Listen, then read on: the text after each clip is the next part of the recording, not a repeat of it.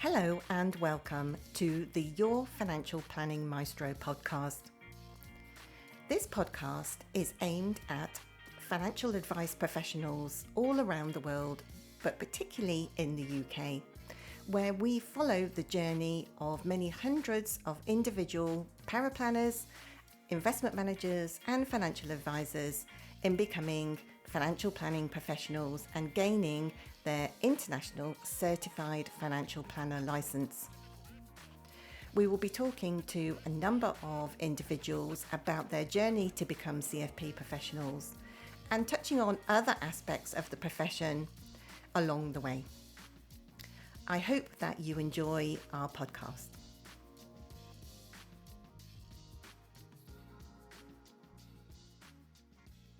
Hello and welcome. I'm Jackie Lockie, your financial planning maestro.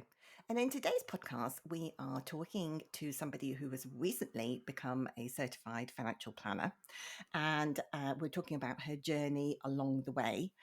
So I'd just like to welcome Michelle Lambell, who is chartered and certified financial planner, quite a rare piece of qualifications there in partnership. And she is from the Minster Partnership. Welcome, Michelle. Hi, Jackie. Thanks very much for joining us today.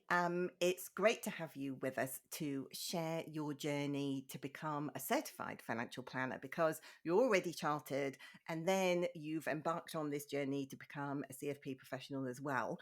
So we're going to get into all of that in a minute. But before we start that, tell us a little bit about how you got into the financial planning profession. Well, I took a little bit of a windy road, if I'm honest. I initially started, it's always been financial services of some kind. So I started in an accounts department in a solicitor's and started with accountancy exams initially. But then after being made redundant because of an office closure, I then sort of moved into a trainee investment manager, stockbroker position. So my first sort of few years in the industry were actually as an investment manager.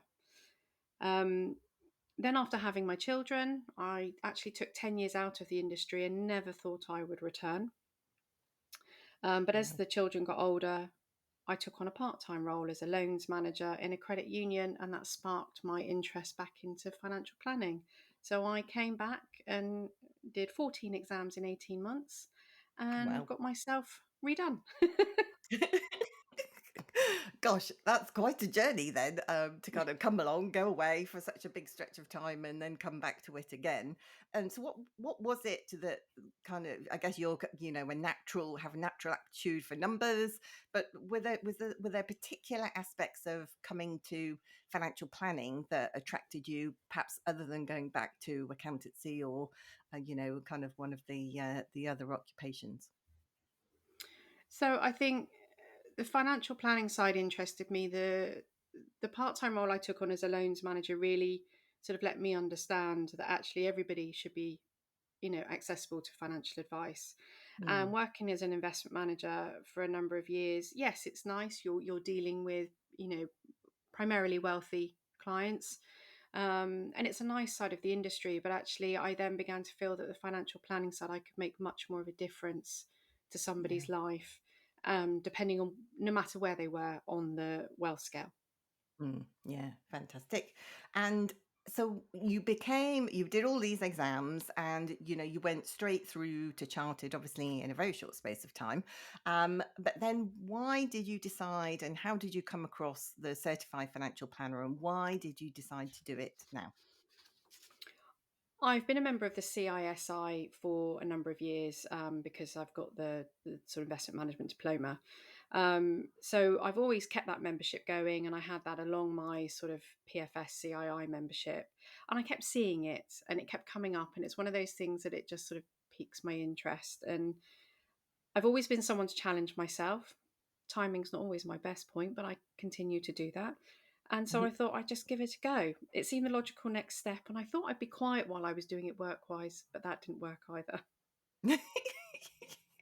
Yes, it's always the way the world kind of descends on you just as soon as your case study lands in your inbox, doesn't it? So I guess you had an exemption from the level 6 exam, and did you do the professional assessment, the online assessment before going through to the level 7 case study? Yes, I did. Yeah, which it was quite nice because it was a bit of a refresher ready for starting the case study. Right. Okay. Fantastic. So let's get into talking about the case study. Tell me a little bit about what was your initial approach to get when you got your case study for the first time.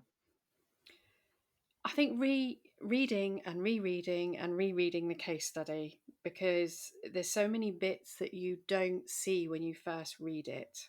So for me, it was trying to understand and get myself a summary of actually what what were these clients looking for, what did they want in life, and giving myself sort of a summary, really, of how that looked, and then moving on from there. But the facts probably tried to stay with me, so I always had this one sheet that came, you know, Mm. so important through the whole process. And then actually embarking on your course, Jackie, and I can't say how much that helped me to get through the case study, was probably the next most important step, because as much as we think we know how to do everything, we don't. No. And I think the level 7 case study is a master's degree level, so it's kind of taking it to another level, isn't it? So you can do financial, there are a lot of people out there doing financial planning, but a lot of people I find are doing financial planning perhaps with a client, maybe with one objective or two objectives, but obviously the level 7 is kind of four objectives all in one great big go at the same time, isn't it? Yeah, and I think that's where that summary sheet came in, because it was having all of them in front of you at the same time. And as you say, on day-to-day basis, we would work on one at a time with a client, and Mm. then you progress to the next part, because otherwise it's overwhelming for the client. Um, but to try and get all that in your head, and work through it, and building the spreadsheets, you actually start to build the story. And I'm not going to lie, the spreadsheets aren't the easiest thing to work your way through, but it does Yeah. start to build that story, and it allows you to actually see what's behind what we do when we use software and everything else. Yeah, yeah. And I was going to say, did you find the spreadsheets perhaps the toughest bit of going through this process? Or were there other aspects that you just kind of thought, eek, I just need to go away and think about that for a bit more? I would say spreadsheets and assumptions. Hmm. Why the They were assumptions? challenging. Tricky I old think business because, assumptions. yeah, when we use software, one, there are some given assumptions, and two, you're not thinking that deeply about them, because in the case study you're setting them yourselves, so it's a different dynamic. Mm, And having to sort of think through the sort of three-stage process that you taught us on the course was actually, I went down many rabbit holes, I think, as you know, yes. and I had to come back out the other side. So the spreadsheets were integral, but I think they were both a side of it that actually I learned the most from. Yes, yes. And what sort of areas did you think, okay, when you were doing the spreadsheets, you said that they were, very beneficial. They start to kind of release the story as you're working your way through. Is that the point where you start to come up with lots of different questions and different solutions start popping in your head? Did you feel like some people feel this overwhelming urge just to start making recommendations? What happened as you were working through those spreadsheets? So that was definitely the case. I had sort of a piece of paper or sort of a notebook. I would write things in, or we could do that, or we could do this. And the ideas start coming, and you start sort of forming an idea. And as you're very good at explaining, don't go away and start writing, because actually you then move to the next one and it changes the dynamic. And actually that isn't going to work. Something else Mm, needs to be done. So I do have sort of a notebook where I've written many, many sort of things that I think, oh, we could do this, we could do that. And then I've crossed them out and changed it to something else, yeah. because that it evolves as you go through, and I don't think you actually have it all ready until you have finished those spreadsheets. Yes, yes. It's a tough one, isn't it? That to resist the urge to start writing something in your plan and to stay with the spreadsheets and the numbers, do you think? Absolutely, because our urge is to just go and start writing it. Yeah. because we see something. I think we're so solution driven, and that's part of just our training and how we work. We want to solve a problem, but actually we've got to look at what the additional problems are which are Yeah. coming, and it can totally change the advice. Yes, yes, absolutely. So you had your notebook with kind of thoughts about what you could do with the client. Um, did you have in your notebook, or maybe on another page, kind of questions to ask for yourself, or research to do, kind of notes, a pile of notes for clients and a pile of notes for yourself? How did that work? Yes. So I had various sets of sort of notes that I would use to sort of work through everything.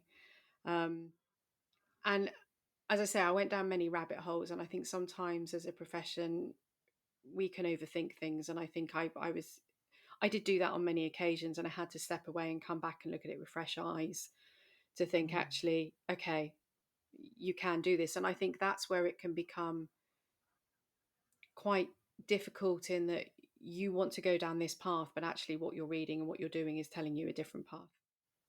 yes. So you've got to So the kind of research is rethink it, key. haven't you? Yeah, Yeah. yeah, absolutely. And so, getting to the end of that process, you put your first submission in, and what happened? So I put my first submission in, and I came back and I had a sort of a marginal fail as such, I think. And so I got offered a rapid resubmission. Well, As much that's as fantastic. I was disappointed, I was also happy. It was a very mixed feeling. You're not the only person who said that to me, actually. I think because you give it all your all, don't you, for that first submission, and you put your heart and soul into it. So many hours of hard work, and then you're kind of you're disappointed that you failed, but actually you're pleased that you've got so close to the pass mark that it's not a huge deal to fix it. It is, and as you know, Jackie, I made one mistake on a spreadsheet which had a filter through to a lot. Yes. And when I looked at it, when I got the feedback, it was obvious, it was staring me in the face. But when you're wrapped up in that world of building those spreadsheets, it is easy to miss one detail. And that was Yeah. what I did on the retirement planning section. It was one detail. So fixing that then led to that sort of section. So the feedback that you get is great because it directs you to understand what you did and why you did it. And you can go back and work on it logically, but it Mm, does have a knock on effect. So you've then got to think those things through. yeah. Yeah. And so obviously you passed on your second submission, you did the rapid resubmission and then you passed. So many congratulations on all of that. Um, how many hours do you think it took you in order to pass? So, adding together the two submissions and all the time spent on all of that. I think I've worked it out probably around 100 hours. I think it's very easy to think it won't take you very long and Mm, underestimate the amount of time that's needed. For around 2 months, probably worked both days of a weekend. wow. At some point on the on the spreadsheets and the plan, and one day each week I allotted out of work for the last sort of 4 weeks, 5 weeks. So it does. I think it's really important to block out time and be aware of how much time it takes, and also to give you time to not rush it. Mm. Yes, and I think there's this. You start to feel the time pressure, don't you, as the clock kind of ticks down to your submission deadline. But actually, it needs quite a lot of pondering time and thinking time, doesn't it? Outside, sitting down, looking at the spreadsheets, going, right, I need to get this thing sorted out. You got to kind of, like you said before, you got to go full circle down your rabbit hole and back out the other side, and then kind of go, actually, it was useful, but kind of to know that it wasn't useful in a way. It can be that kind of that process of you feel like you're not getting anywhere, and then all of a sudden things start to come together, don't they? Yeah, it challenges your thinking, and you've got to allow time.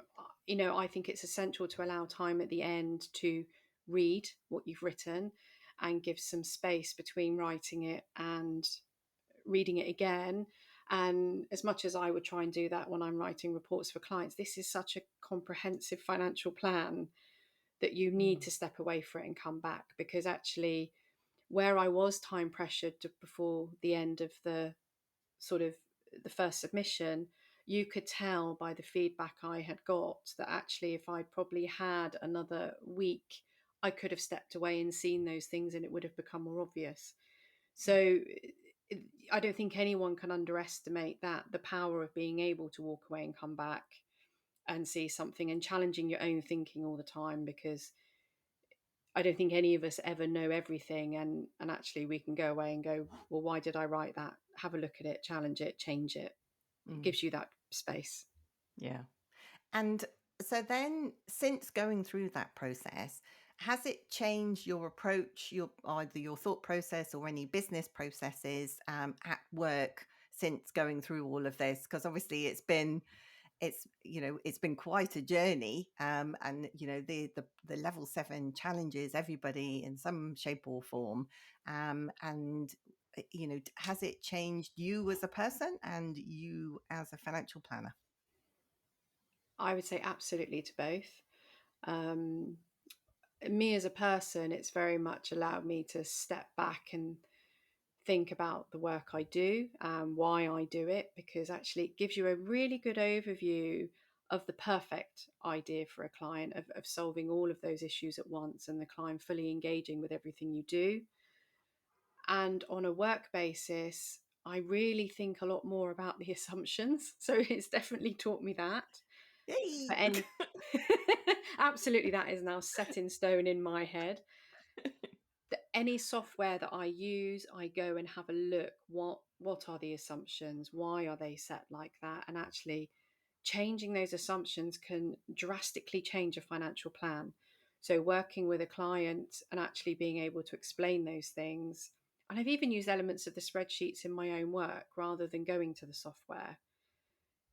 So yeah, it's absolutely changed it. And just my thinking process of a whole overview of a client, looking at every aspect of their Mm. financial needs, rather than, as we can do when we're driven by work, you hone in on just the one that they've come to you about initially, and you sort of look to work to the others later. I'm considering all of it at the start. Yes.